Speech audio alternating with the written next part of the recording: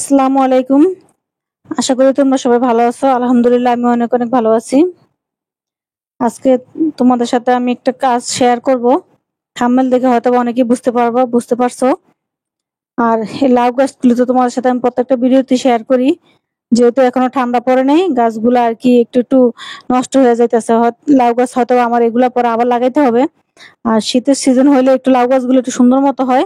যেহেতু এখন গরম পড়তেছে, আজকে কতদিন যাবত এই বৃষ্টি হয়, এই গরম বৃষ্টি আসলে গাছগুলো সুন্দর হয়, আবার গরম হইলে আবার গাছগুলো নষ্ট হয়ে যায়। তো বরবটি গাছগুলো মোটামুটি আলহামদুলিল্লাহ ভালো আছে। আর বরবটি গাছ বেশি একটা জায়গা লাগে না, সামান্য জায়গার মধ্যে বরবটি গাছটা সুন্দর মতো হয়ে যায়। অনেক বেশি মাচার প্রয়োজন হয় না। তো যাদের ছোট একটু জায়গা আছে তারাও বরবটি গাছটা চাষ করতে পারো। আর সিম গাছগুলাতে এখনো ফুল আসে নাই, দেখি শীত আস্তে আস্তে সিম গাছগুলা কেমন হয়। আর খাবার বলতে সব গাছে আমার একই খাবার দেই, সরিষার খোল, জৈব সার। আর এই শশা গাছটা আমি তোমাদের সাথে কয়েকবারই শেয়ার করছি। শশা গাছটার মধ্যে শুধু ফুল আসে, পুরুষ ফুলটাই বেশি আসে, স্ত্রী ফুল আসে না। যাও দু একটা আসে, এটা একটা ছোট্ট ক্ষীরার মতো হয়, অনেক বড় হয় না, কিন্তু গাছটা এত সুন্দর দেখা যেতেছে, এত ফুল, হয়তো তোমার মনে মনে ভাববা যে গাছটা কেন উঠে ফেলাইতেছি, গাছটাতে কোনো আমার ফল দিতেছে না। এখন কথা হলো, ফল না দিলে একটা গাছের পিছনে এত পরিশ্রম করা তো বৃথা। আর এই বালতির মাটিগুলো আমি এই যে রোদ্রে শুকাইতে দিছি, একটু শুকায় নিলে মাটিটা সুন্দর হয়।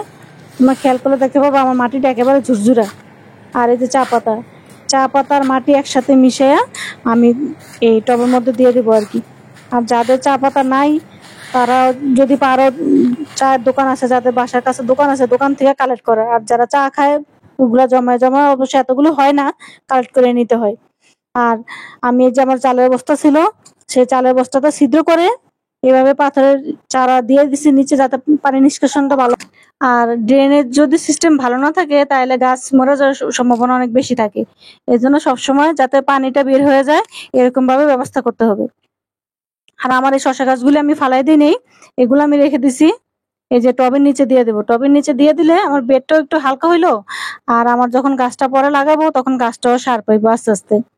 তখন আর জৈব সার অভাব পড়বো না, কারণ উপরে দিয়ে মাটিটা নিচে পানি যাইতে যেতে গাছগুলো নিচে পচে দেবো, পচে যাওয়ার পরে এটা একটা জৈব সার রেডি হয়ে যাবে। আর এভাবে করে, আর সবার সব সময় বড় কিছু লাগে না, যদি ইচ্ছা থাকে সামান্য কিছুতেও গাছ করা যায়। আমি তো এই বস্তাটা, তোমরা অবশ্যই ইউটিউবে আরো অনেক চ্যানেল আছে, এরকম দেখে নিবা কিভাবে তৈরি করে, ওইভাবে দেখে নিলে তোমরাও পারবা। আর সব সময় যে ফলের ক্রেট, এগুলো তো স্বল্প খরচে পাওয়া যায়, এগুলাতে গাছ করলে গাছটা অনেকটা সুন্দর হয়।